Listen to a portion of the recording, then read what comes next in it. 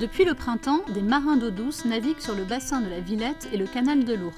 Ces bateaux 100% électriques et sans permis sont alloués pour une balade d'1 heure ou pour toute la journée. On est deux cofondateurs, Olivier Douin et moi-même, et amis d'enfance. On a réfléchi à ce concept il y a 1 an et demi en faisant le constat qu'à Paris, il n'y avait pas d'offre de bateaux sans permis. Donc on a décidé d'implanter cette base de bateaux sans permis et en plus électrique à Paris. On a présenté ce projet à la mairie de Paris qui a tout de suite été conquis par l'idée. Il y a eu un appel d'offres, puisque c'est la règle, pour voir les différents projets des concurrents. On a gagné cet appel d'offres et en même temps on a été sélectionné pour intégrer l'incubateur de la mairie de Paris spécialisé dans le tourisme, donc le Welcome City Lab.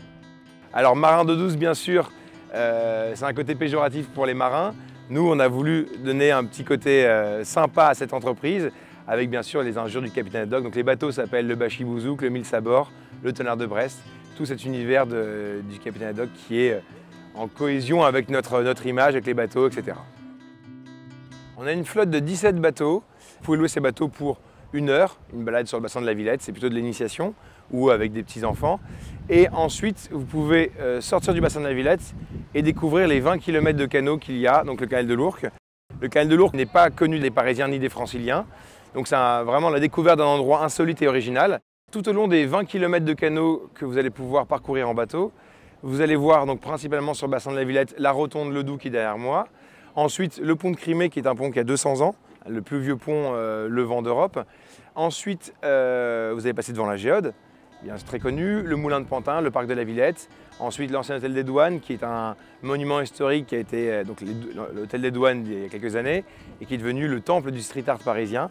Et tout au long du canal de l'Ourcq, vous allez découvrir des expositions sur le street art, des expositions non légales de street art, donc des œuvres.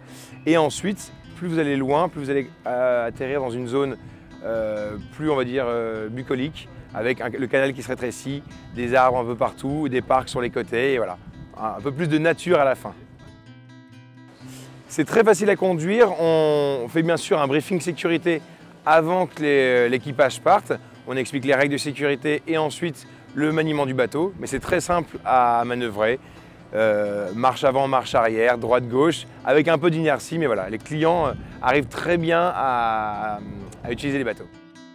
La bonne nouvelle, c'est que les clients reviennent en fait. Donc on a beaucoup de clients, mais qui reviennent pour découvrir avec d'autres personnes, faire découvrir la navigation à Paris et devenir le propre capitaine de leur bateau.